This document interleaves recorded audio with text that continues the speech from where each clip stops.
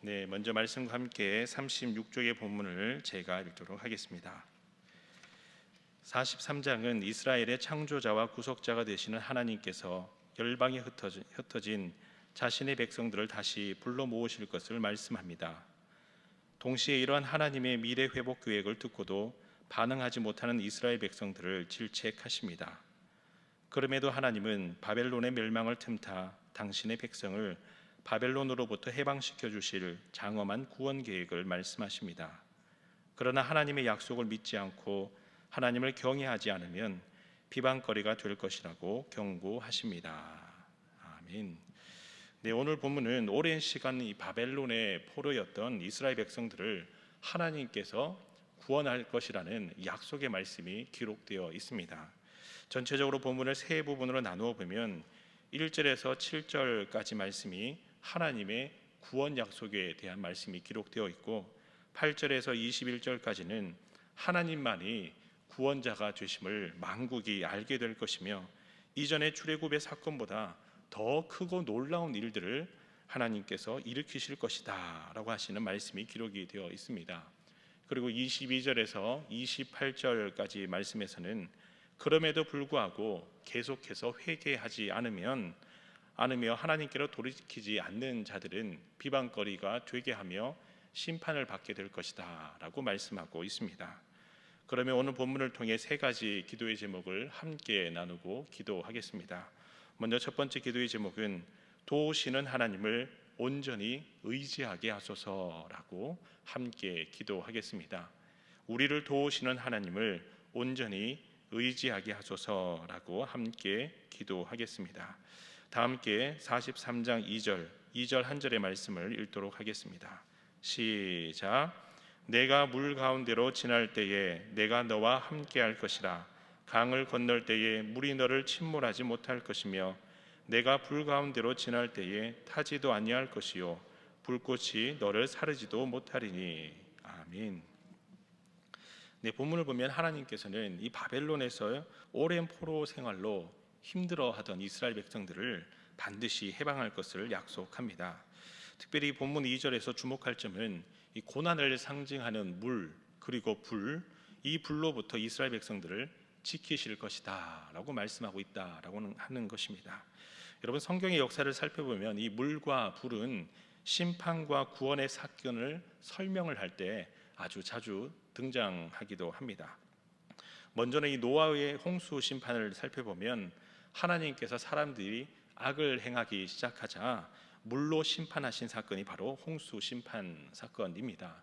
그런데 이스라엘 백성들이 400년 동안 애굽의 노예로 힘들어하고 있을 때에 그 애굽에서 해방시켜서 첫 번째 만난 난관이 바로 홍해였습니다. 그 홍해에서 홍해를 갈라지게 하신 기적을 경험하신 한 것이 바로 홍해의 사건이었던 것이죠. 그런데 이 이스라엘 백성들을 뒤쫓아왔던 이 바로의 병사들은 홍해의 물살에 그만 몰살당하는 심판을 받게 됩니다. 불도 마찬가지입니다. 불과 관련해서는 이 소돔과 고모라 성이 하나님 보시기에 악을 행하고 돌이키지 않자 유황불로 심판을 하십니다. 그러나 여러분들이 잘 아시는 이 다니엘의 세 친구들은 끝까지 우상에 절하지 않았다라고 하는 이유로 7배나 더 뜨거운 풀무불에 들어갔을지라도 하나님께서 머리털 하나 상하지 않도록 지켜주신 큰 기적을 경험한 사건이 바로 풀무불 기적입니다. 그러고 보면 물과 불은 의인에게는 하나님의 공의와 정의로 구원의 표징이 되었지만은 악인에게는 이 물과 불이 오히려 심판과 징벌의 상징이 되었다라고 하는 것입니다. 바꾸어 말하면 하나님을 온전히 신뢰하고 의지하는 의인은 삶의 자리에 어떤 고난이 어떠한 환난이 찾아올지라도 하나님께서 그를 지키시지만 오히려 하나님을 떠난 악인은 보호함을 받을 수 없다라고 하는 것입니다. 바로 여기서 중요한 점은 하나님을 온전히 신뢰하고 의지할 때에 하나님께서는 그를 반드시 지켜주신다라고 하는 점입니다. 그래서 오늘 이 새벽전에서 기도하실 때에 하나님, 주님께서 저를 지키시는 보호자요 선한 목자가 되신 줄 믿습니다. 하나님께서 저를 지켜주셔서 연약한 마음을 저의 삶의 모든 환경 가운데에 이 모든 어려움을 능히 이겨나갈 수 있도록 주님께서 꼭 붙들어 주시옵소서 기도함으로 오늘도 하나님을 의지하며 하나님을 신뢰하며 하나님 앞에 온전히 서 있는 하나님의 사람 될 수 있기를 간절히 소망합니다.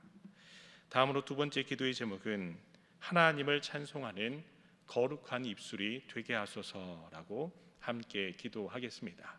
하나님을 찬송하는 거룩한 입술이 되게 하소서라고 함께 기도하겠습니다. 다 함께 본문 21절 한 절의 말씀을 읽도록 하겠습니다. 본문 21절의 말씀입니다. 시작.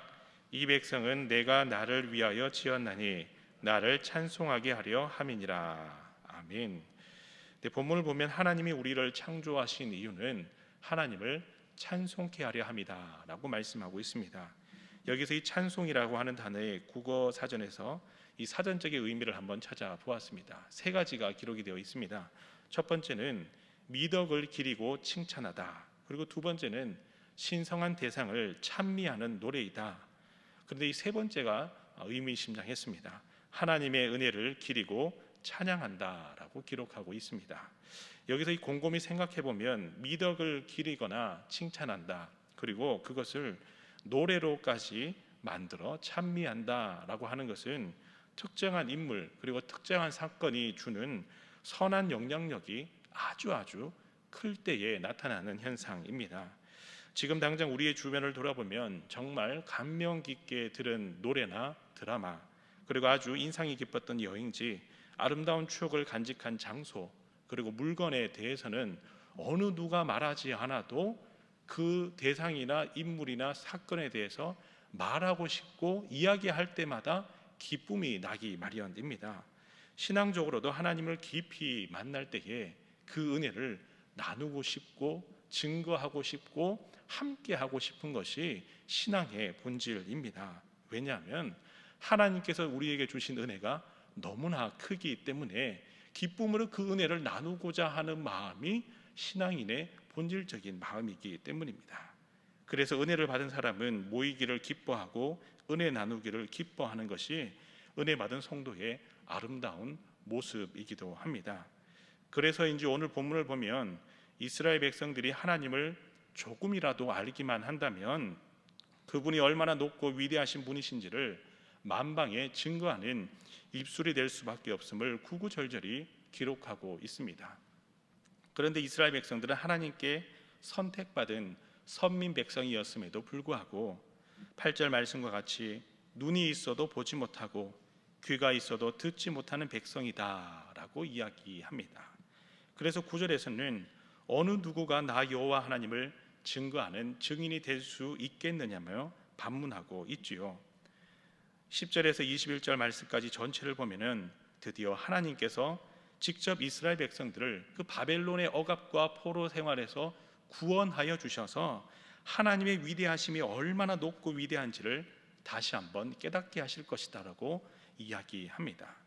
그래서 21절 말씀을 살펴보면 이스라엘 백성들이 지음받은 목적대로 다시 한번 하나님을 찬송하도록 하시겠다, 회복시키시겠다라고 하시는 것이 바로 하나님의 말씀입니다.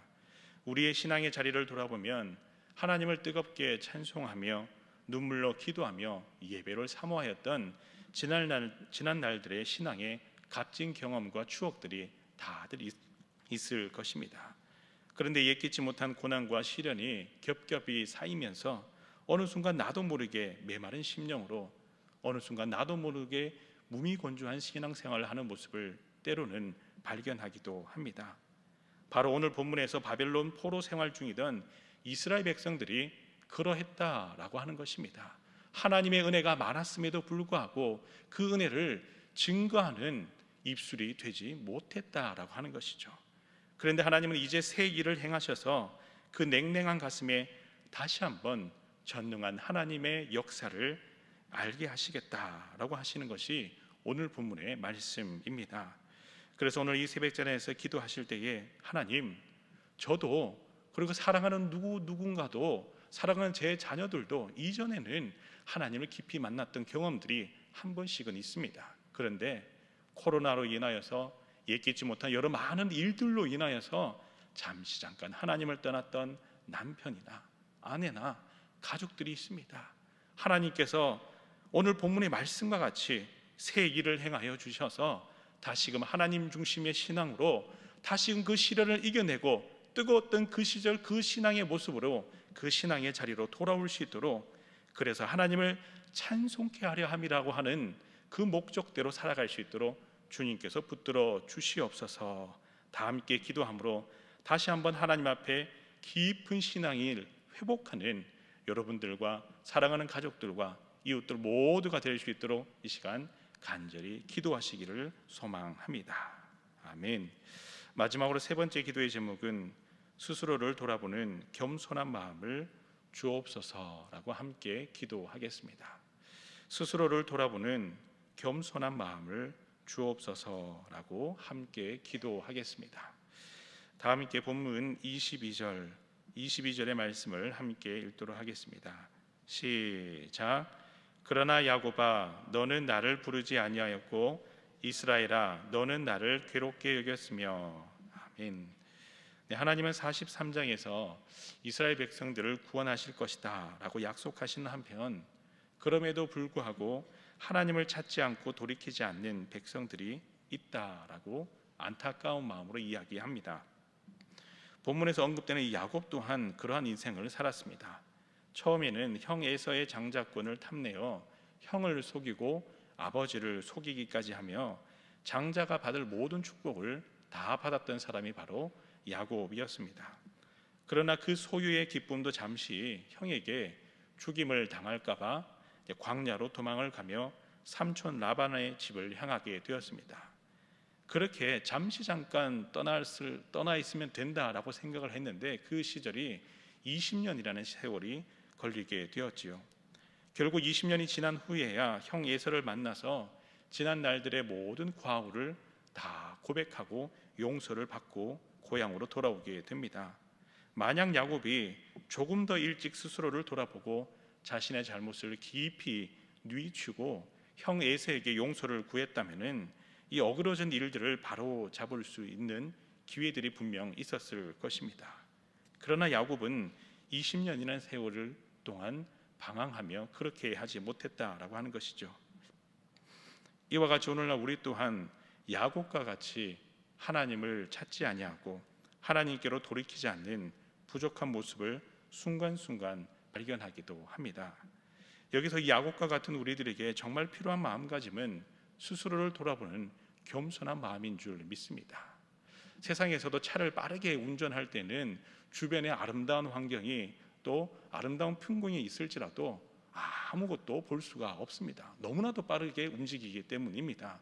빠르게 움직일 때는 무단의 횡단하는 사람이나 위험한 순간이 닥칠지라도 그 사실을 인지할 수가 없습니다. 그러나 잠시 잠깐 멈추고 천천히 걸어갈 때에, 천천히 주행할 때는 위험한 순간이 닥칠지라도 위급한 상황에 빨리 대처할 수 있으며 좋은 환경, 아름다운